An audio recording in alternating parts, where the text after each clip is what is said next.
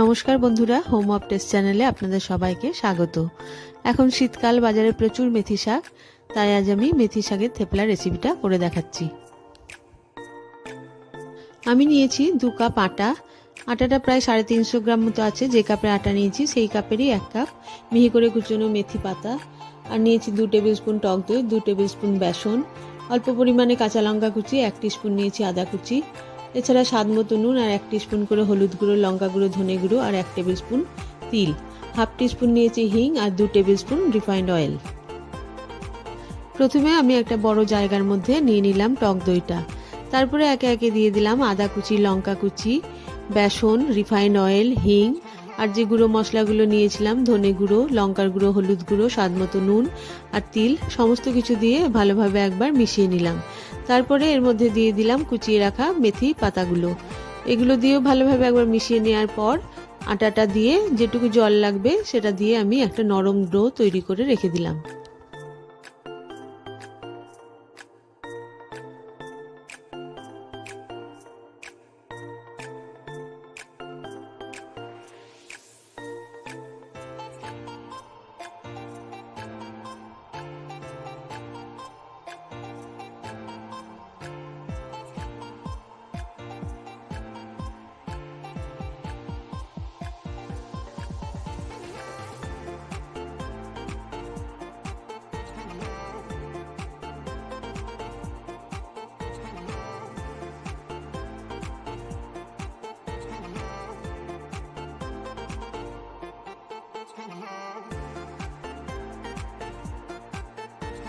আটাটা আমার প্রায় আধ ঘন্টা হয়ে গেছে।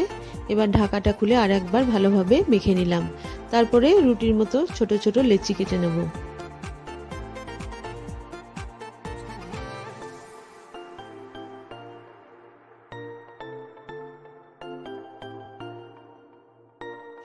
এবারে একটা লেচি নিয়ে তার মধ্যে একটু আটা বুলিয়ে নিলাম এবং একটু পাতলা করে থেপলাগুলো আমি বেলে নিলাম।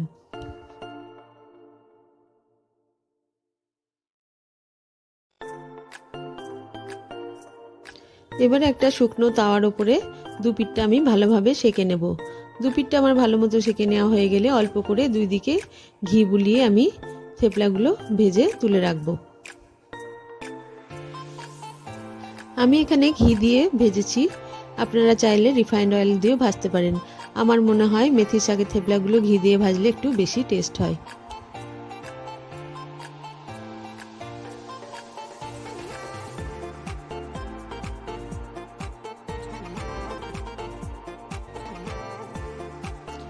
আপনাদের মূল্যবান সময় দিয়ে আমার ভিডিওটা দেখার জন্য অনেক ধন্যবাদ।